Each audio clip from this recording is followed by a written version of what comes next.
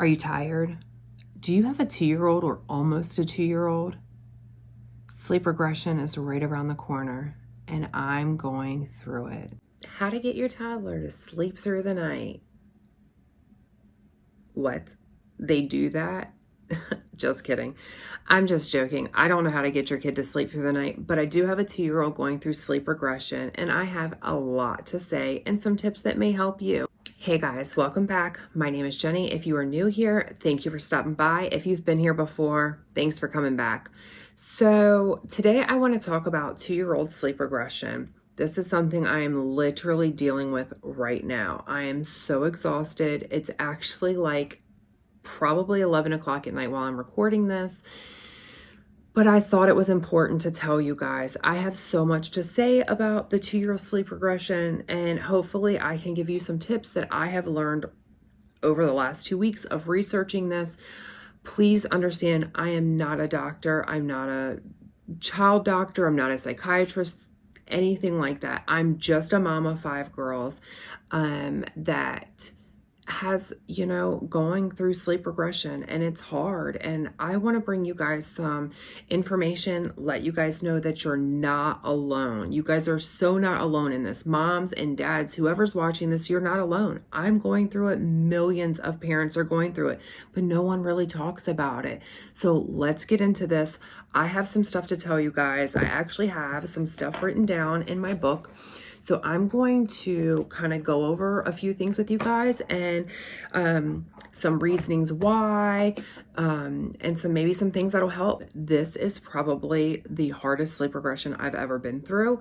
My daughter has always been an amazing sleeper. I never did sleep training.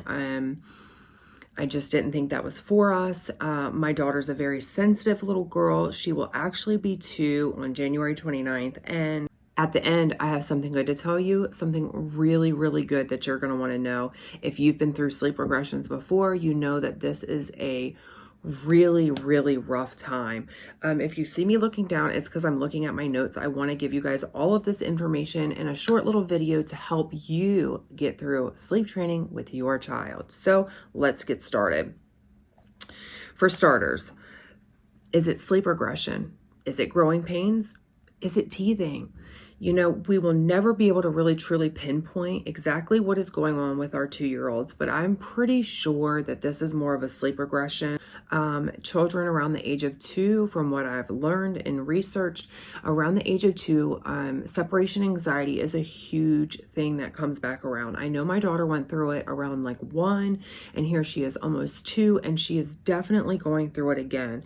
So, separation anxiety could also be a huge factor playing into this. It could also be a cause of sleep regression and why it's happening.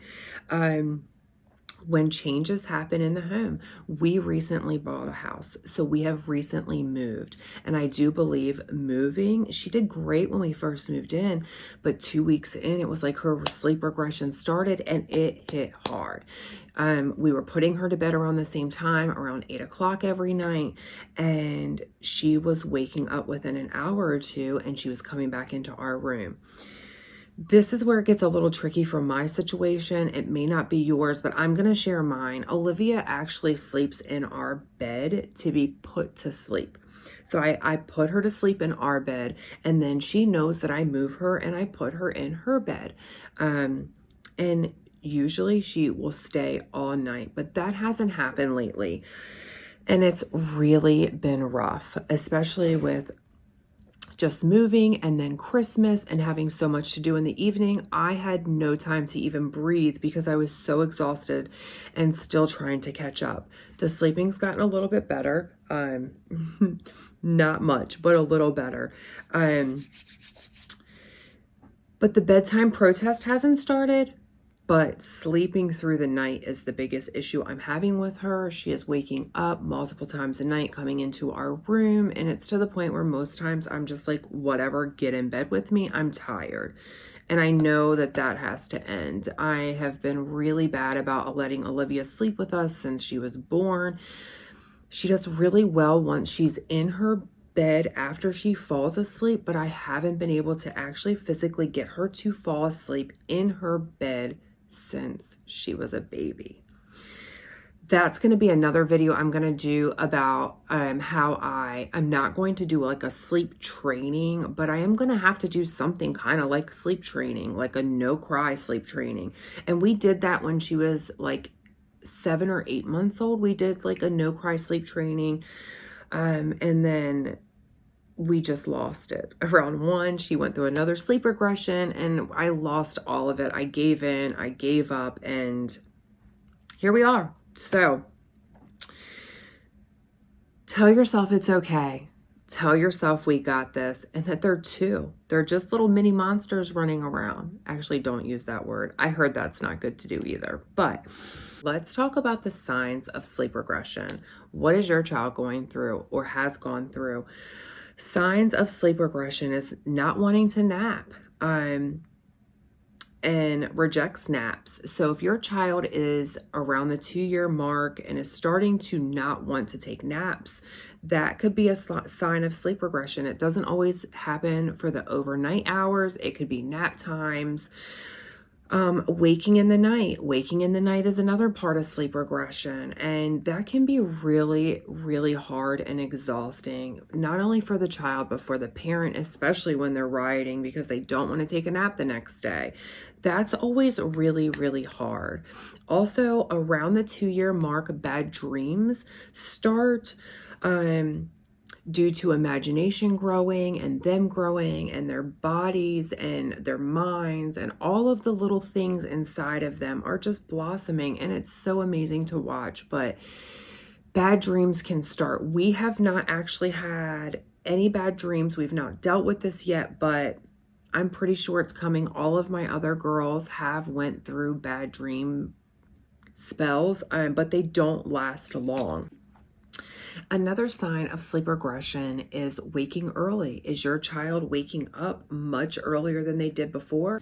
Okay, so we've spoke about the signs of not napping, not sleeping at night, not wanting to sleep at night, not wanting to sleep at night, not wanting to nap during the day, bad dreams, separation anxiety. Those are all signs of, 2-year-old sleep regression. And this can happen at 19, 22, 24 months. It can also happen at 2.5, almost 3. It just really depends. Most of the research that I have found, it does start on the earlier end of 2. So usually by 2.5, it is wrapped up. But let's talk about things to help. How to help this. How do we help them get through this? How do we help ourselves get through this? It's exhausting, guys. I couldn't imagine going through a sleep regression and having to get up and go to work the next morning. I don't know how people do it. I'm exhausted, and I'm a stay-at-home mom. So to get up and go to work, I feel horrible for my husband sometimes. The nights that were really, really rough and she was literally not sleeping at all, it was like she would go to bed and then she would wake back up. She would come into our room about 10:30 or 11, and she was literally staying up till like 3:30, 4 o'clock in the morning. She was just laying in our bed. She would talk to herself. She would sing. She would ask for some water. It was just, the roughest nights are behind us, and I hope they truly are gone and stay gone. I'm getting a little bit of sleep, so I am feeling a little better. But let's talk about how to help. How to help your child get through this is, from what I've read and learned, is giving your child extra time before bed. I know we are all guilty of being on our phones and just checking that text message that came through, or one of the kids are calling, but you really, really need to, or we all need to, take some time and really focus on the bedtime routine. Communicating your expectations and talk with them during the day about their new night routine and how they need to sleep at night and how they need to sleep in their bed at night, and how if they wake up, you're going to put them back in their bed.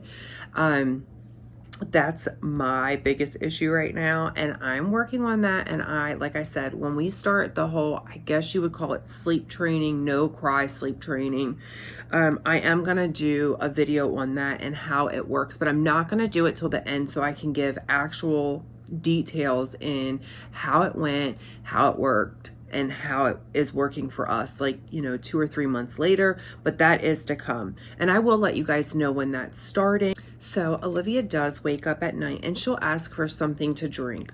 I'm really stickler about her not getting milk or juice at night and only water. But for a while there, we were in a situation where we were moving and she had gotten milk a few nights, and which wasn't a big deal. She always brushes her teeth twice a day, so that's not the issue. But the issue is that she started waking and asking. So we only do water at night, and a good thing that I listened to and learned while researching into this is, if they're asking for milk at night, talk about the milk, left at night, or the juice is no longer here at night. They will be back in the morning. Supposedly that can help you if you are, have a 2-year-old that's asking for milk or juice at night. Try telling them that it's gone. It will be back in the morning, and hopefully giving them just some ice water will, help soothe them and get them back to sleep. So another thing that I had learned through researching all of this is about nap times. So children around the age of 2 should have 1 nap a day, and it should be for about 2 hours. When they hit about 2.5, it should be down to 1.5 hours. And when they get around 3 years old, they should be still doing 1 nap, and it should be around 1 hour a day. Olivia usually doesn't sleep more than 2 hours unless I'm sleeping with her. If she is napping by herself, then she usually only sleeps for about 45 minutes to an hour. The problem with that is then she's really tired earlier. And then that just starts the cycle of her needing to go to bed earlier because she's so tired, but then she's waking. So we have pushed her naps out. She's sleeping from, I guess, about 1 to 2 or 12:30 to 2:30-ish. And just remember, always remember that this is just a season that the child is going through, and they will never be this age again. So I know how frustrating it can be in the moment.